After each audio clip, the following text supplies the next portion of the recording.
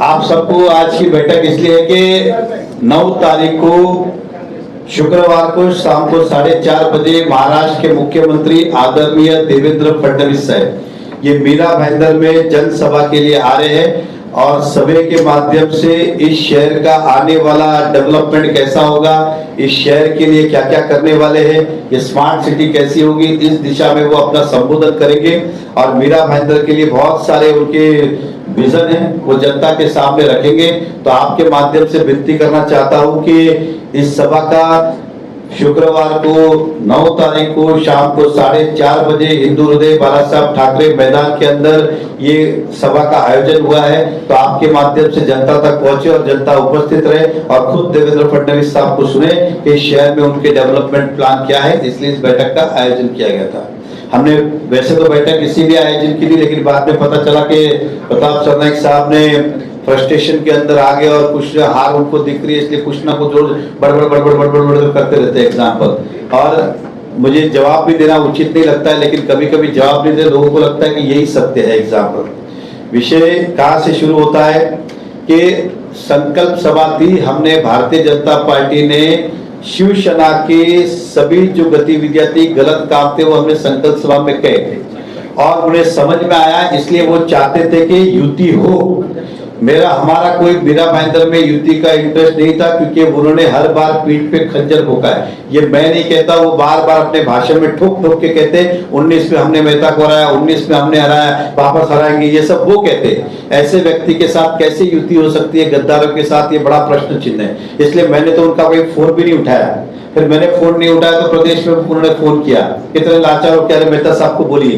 तो फिर मैंने हमारे जिला अध्यक्ष को आके उनको समय दीजिए, टाइम दीजिए, और उस हिसाब से हमने उन्हें उनकी ताकत क्या है बताई, हमने अपना प्रस्ताव दिया, उन्हें ना समझ हुआ, वो चले गए। फिर कहते 24 घंटे का हमें समय देते, हम युति कर लो।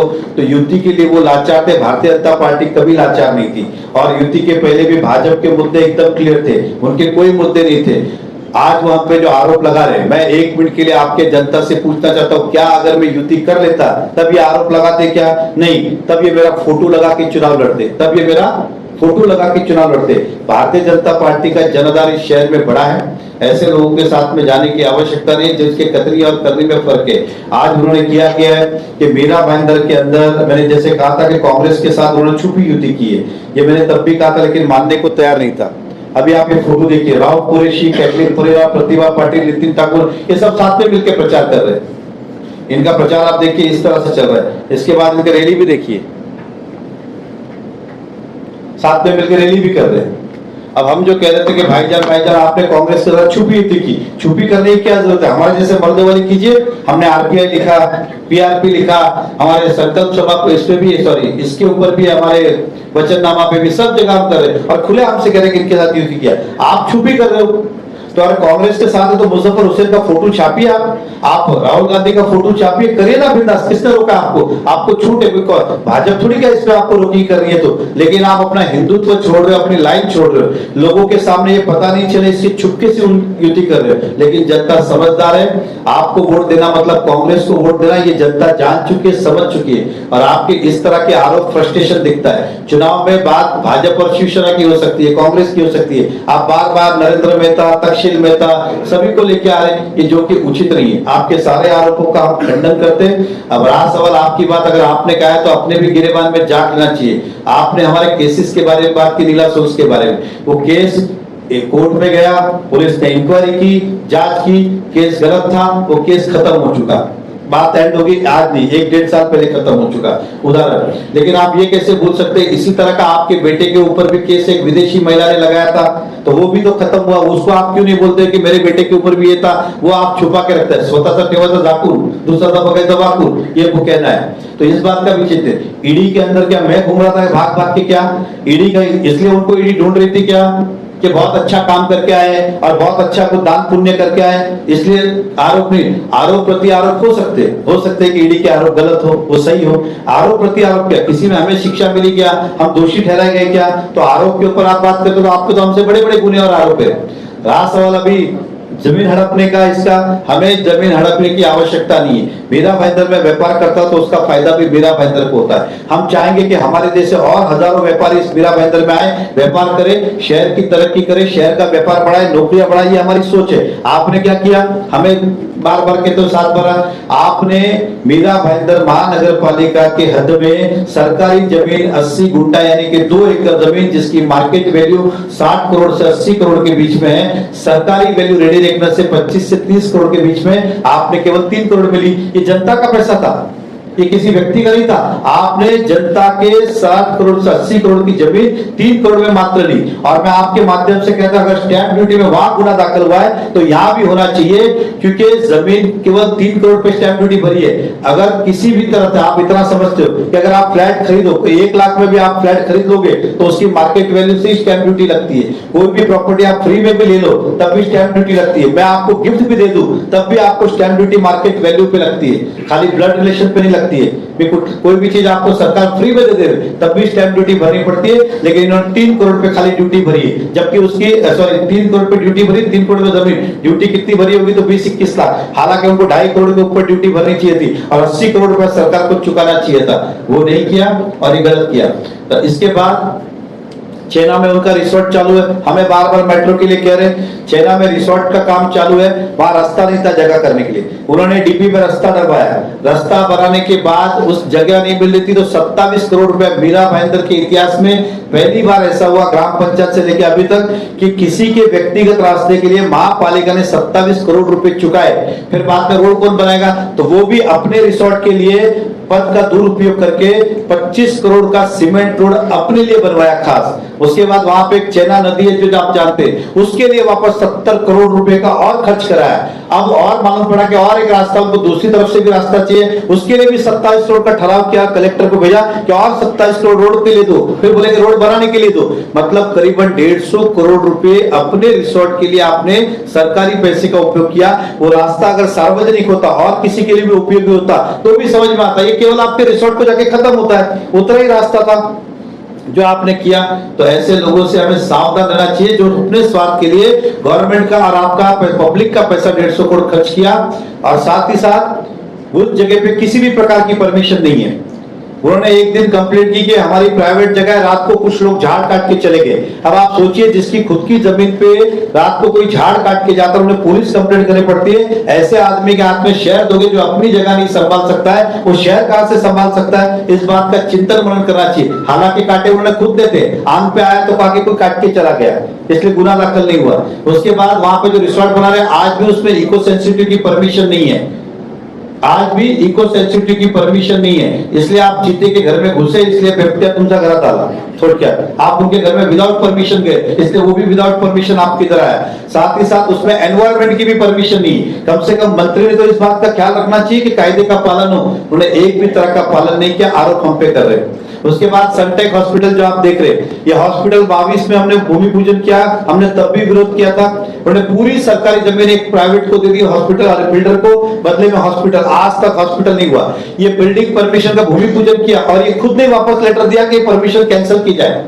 अब तो मंत्री बने, अब ऐसा क्या हो गया कि वो परमिशन वापस से मिल गई? तो आपने जब भी भूमि पूजन किया तो कुछ आपका कमिटमेंट हुआ था, वो कमिटमेंट पूरा नहीं हुआ तो आपने कमिश्नर कहकर बंद कराया और बाद में खुद ही ने वापस चालू कराया। और आपने नहीं किया तो आप क्यों नहीं लड़ रहे? सरकार आपकी, यूडी खाता आपके पास है, फिर क्यों नहीं रोकते उसके अंदर आप?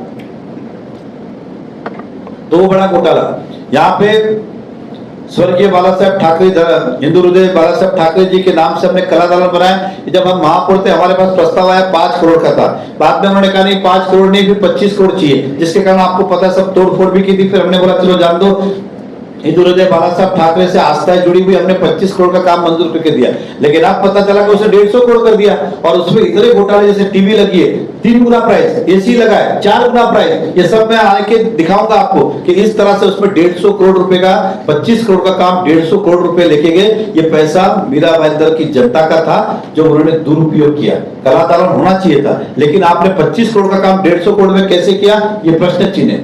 जिस शिवार गार्डन को हम देखते, ये जब मैं नगर सेवक था तब मैंने ही ठहराव किया था 2004 या 5 में, हमने कहा था कि यहाँ पे बड़ा टाउन पार्क बने।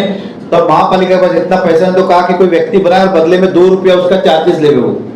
₹2 उसको मिले और लोग उसके अंदर घूमे फिरे। उस वर्धमान संस्कृत धाम वर्धमान वाले ने, फैंटेसी वाले ने उल्लंघन किया, हम कोर्ट में गए। फिर इन्होंने राजकीय दबाव लाके उससे विक्रम प्रताप ने उसे भाड़े पे लिया। आज म्युनिसिपैलिटी को देते केवल दिन का 15,000 और खुद लेते दिन का 15 लाख भाड़ा लोगों से। मतलब वहां पे गैरेज भी है, पार्किंग भी है, दुकान भी है, होटल भी है, जिम भी है, शादी ब्याह के, मतलब पब्लिक का काम तो बस, प्राइवेट काम वहां पे शुरू हो गया, ये आप भी जानते। और हमने कहा था हम आएंगे तो इसे वापस लेंगे और पब्लिक को सुपुर्द। 12 एकड़ जमीन उन्होंने की। अब वो मंत्री थे इसलिए कमिश्नर पे दबाव डाल के उन्होंने वापस वो रिन्यूअल करने के लिए कि 30 साल और बढ़ा के दिया जाए। तब मैंने माननीय मुख्यमंत्री जी से बात की, उसके ऊपर स्टे लिया। नहीं तो 12 एकड़ जमीन भी भूखट हड़पने के चक्कर में थे, जैसा वो स्कूल के 2 एकड़ जमीन हड़पी, हमें सिखा रहे जमीन हड़पने की। एक किस्सा बताइए हमें कि हमने कोई जमीन हड़पी हो। खाली बातें करते हो, लेकिन जमीन घोटाला आपका है। हमारा सेंट्रल साहब ने क्लियर कहा था, वो केवल आप सब जानते होंगे, जब उनके ऊपर ईडी की आई थी तो उन्होंने अपने उद्धव ठाकरे जी को पत्र दिया था कि आप भाजपा से युति कर लो ताकि उनके केस ना हो, बंद हो जाए। आज वो मीरा भाईंदर में हमसे केवल इसलिए युति चाहते थे कि जो मैंने बातें कही है, कोविड में 8 कोटी का पंडाल जिसमें कभी 1 करोड़ का काम नहीं था, 8 कोटी लिए। खिचड़ी घोटाला, ये विक्रम प्रताप सिंह ने 2 करोड़ रुपया, लोग सेवाएं कर रहे थे, प्रताप सरनाईक का खास आदमी है, लोग सेवा कर रहे थे, इन्होंने 2 करोड़ रुपया महानगर पालिका से लिए खिचड़ी के नाम के ऊपर। खिचड़ी आपको पता 10 रुपए में खिचड़ी बनती थी, 100 रुपए के साथ में खिचड़ी के नाम पे इन्होंने घोटाले किए। इस तरह का इन्होंने व्यवहार किया, सारी चीजें खुले नहीं, इसलिए वो चाहते हैं कि भाजपा से युति हो जाए। नहीं तो उनको भाजपा में युति करने में इतनी तो राजनीति, वो भी समझते कितना भी कर लो महापौर भाजपा पे बैठेगा, सीटें 2-4 यहाँ वहां हो सकती है, लेकिन भाजपा का मेयर आएगा, ये पत्रकार भी जानते, शहरवासी भी जानते और वो भी जानते। अगर वो नहीं जानते तो मैं कहूंगा उन्हें राजनीति में रहने का अधिकार ही नहीं है, क्योंकि इतनी सूझबूझ उनमें नहीं है कि उन्हें राजनीति में रहने का अधिकार नहीं है। वो चाहते थे कि सारे मैटर दब जाए, छुप जाए, इसे कोई खोले नहीं, जिसके लिए वो हमारे पास युति करने आए थे। लेकिन हम उनकी कथनी और करने में फर्क जानते, इसलिए हमने लोकल लेवल पे उनके साथ जाना उचित नहीं समझा। और मैं आपको भारतीय जनता पार्टी के सभी यहाँ के नागरिक कहना चाहूंगा, हमें किसी बात का घमंड नहीं है, अहंकार नहीं है, हम काम करने वाले लोग हैं। मेरे पे जितने आरोप लगाने थे सबने लगाए। 2024 में मैं जनता के सामने गया, परीक्षा देके आया, जनता ने फिर एक बार मुझ पर विश्वास किया। मैं जनता के ऊपर, मैं जनता की इच्छाओं को पूरा करूं, उनके विश्वास पे खरा उतरूं। मैं ना किसी अभी पद पे हूं, ना मेरी कोई नगर पालिका है, इसलिए मुझ पे आरोप लगाना तो व्यर्थ है, मतलब उस आरोप का कोई मतलब ही नहीं है। मैं ना मेरा कोई नगर सेवक है, ना मैं कोई मंत्री हूं, ना कुछ एक सादा विधायक को उदाहरण दे रहा हूं, तो इसलिए मुझ पे आरोप आपके बनते नहीं। जो आरोप थे उसकी परीक्षा दे, लेकिन आप पे आरोप आज भी बनते हैं सब, क्योंकि आपने अभी तक परीक्षा नहीं दी है, आपको परीक्षा देनी होगी, तो ऐसे आरोपों पर है।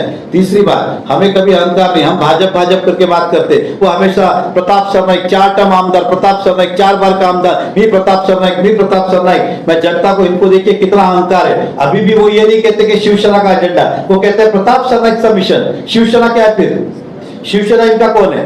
हमारे यहाँ पे क्या पीछे लिखा है, देखिए आप, प्रथम राष्ट्र नंतर पार्टी शेवटी स्वतः। इधर क्या है? स्वतः पहला नंतर पार्टी। ये ऐसे लोग जो अहंकारी है, जो इन्हें लगता है कि प्रताप सरनाईक की सब कुछ है। ये कह सकते हैं कि मीरा भाईंदर का सबसे बड़े भ्रष्टाचारी ये होंगे, ये कहने में कोई दो मत नहीं। और अभी प्रताप सरनाईक मिशन, तो आपका मिशन वही है, क्योंकि आपने ये एक जमीन दी, मैं आज पेपर नहीं ला पाया, और एक कलेक्टर साहब से 2 एकड़ जमीन मांगी है, उन्हीं का ऑफिस एड्रेस, संस्था अलग है, ऑफिस एड्रेस सेम त्यांचंच आहे। 2 एकड़ जमीन मागली, तहसीलदार मध्ये तुम्ही माहितीचा अधिकार मागितलं तर तहसीलदार मध्ये तो तुम्हाला प्रस्ताव मिळतील। आपको 7-12 सब अपने नाम पे करने हैं और हम पे बिल फाड़ रहे हो। मतलब इतना जोर से चिल्लाओ कि सामने वाले पे नजर जाए और मैं निकल जाऊं। ये जनता समझदार है। मैं भारतीय जनता पार्टी का सच्चा सिपाही हूं और मैं यहाँ काम करने आया हूं। मी या शहराचा विकास करण्यासाठी आलोय। आमचं डीएनएस भारतीय जनता पक्षाचा विकासाचा, नरेंद्र मोदी साहब हो, देवेंद्र फडणवीस जी हो, या फिर हमारी मीरा भाईंदर की भारतीय जनता पार्टी हो, ये विकास का मुद्दा लेकर राजनीति करी। आप बार-बार हमारे व्यक्ति जाते हो, कभी मुझ पे आते हो, कभी मेरे बेटे पे आते हो। जिस बेटे ने अभी तक राजनीति में कदम नहीं रखा, आप उसके ऊपर बोल रहे हो। आपको शर्म आनी चाहिए इस बात की। तो परिवार को भी आप घसीट रहे हो इसके अंदर। हम सेवा करने आए, लेकिन आप क्या कर रहे हो? इतना फ्रस्ट्रेशन, ये उचित नहीं है। जनता जनार्दन है, सब समझती है, और हम जनता के सामने जा रहे हैं, विकास के मुद्दे लेके जाए ना, नहीं तो आपके भी सारे मुद्दे रखिए ना। तो बस इतना ही मुझे कहना था कि आज के प्रेस कॉन्फ्रेंस के माध्यम से कि ये सारी हकीकत है, जो आने वाले समय पे उसको न्याय सभी जनता को भी मिलेगा और जो दोषी है उसको शिक्षा भी होगी।